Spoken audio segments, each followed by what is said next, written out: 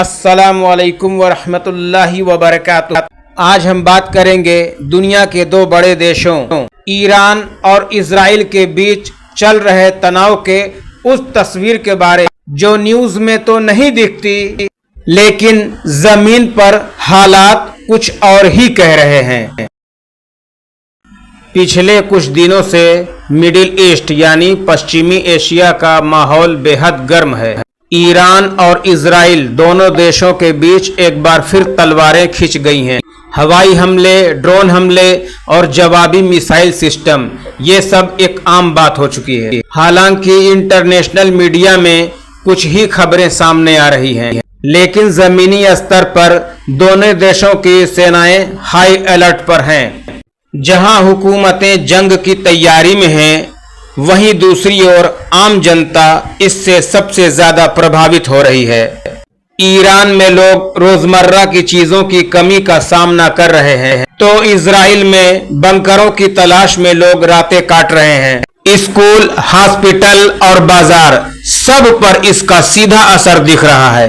दोनों देश एक दूसरे को आंख दिखा रहे हैं, लेकिन पर्दे के पीछे दुनिया की बड़ी ताकतें भी इस खेल में शामिल हैं। अमेरिका, रूस, चीन, सब की निगाहें इस इलाके पर हैं। कौन किसका साथ देगा, कौन किसके खिलाफ जाएगा, यही वो बातें हैं जो आने वाले दिनों में पूरे मिडिल ईस्ट के नक्शे को बदल सकती हैं। सबसे बड़ा सवाल यह है कि मुस्लिम दुनिया कहाँ है? क्या इस्लामिक देशों की एकता सिर्फ किताबों में रह गई है? जब भी कोई मुस्लिम मुल्क मुश्किल दौर से गुजरता है, तो बाकी सब मुल्क चुप क्यों रहते हैं? क्या OIC जैसी संस्थाएं अब सिर्फ नाम की रह गई हैं? क्या ये तनाव एक बड़ी जंग में बदल जाएगा या फिर कोई समझौता होगा?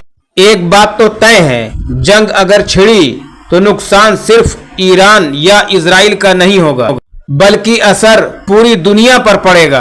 तेल की कीमतें और ट्रेड और सबसे बढ़कर इंसानियत।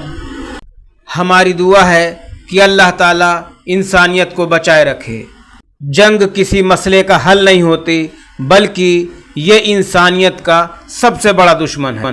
आपका क्या कहना है इस हालात पर? कमेंट करके ज़रूर बताएं। और अगर आप चाहते हैं कि हम ज़मीन से जुड़ी ऐसी ही और ख़बरें आपके लिए लाएं, तो चैनल को सब्सक्राइब करें और बेल आइकन दबाएं। अस्सलामु अलैकुम।